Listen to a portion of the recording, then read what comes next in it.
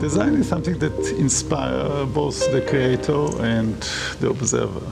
So without it, it won't happen. And that's what, as a designer, we should aim, that the public will be inspired by what he sees and create a different process in their mind, in their sphere.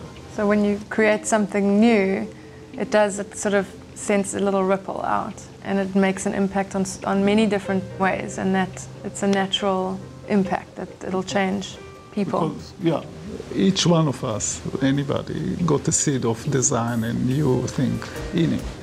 And to trigger it, you need something that you observe and see. So the work that we do is designing and manufacturing aluminium mesh lighting and sculptural pieces.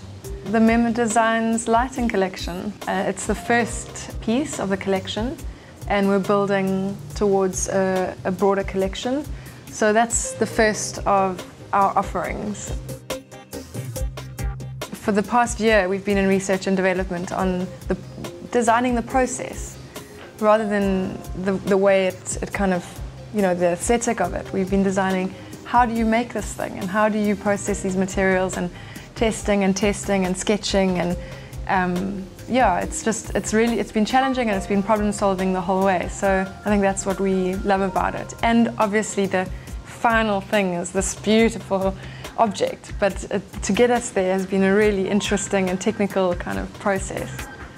Initially you have a concept, and you want to get there, and you look around to see how it can be done, and you found nobody did it before. So we have to rely on our ingenuity and getting there. And there are difficult moments when they say, no, it can't be done.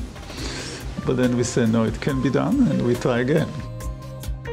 In the same way that we are a good combination of the engineering and the art, both of us are actually very strong in both areas. The work is made out of an industrial material, and it is metallic, so it's made out of a kind of hard material, and yet it looks very soft and it looks very feminine. And what we're doing with it is kind of transforms the material into something very beautiful.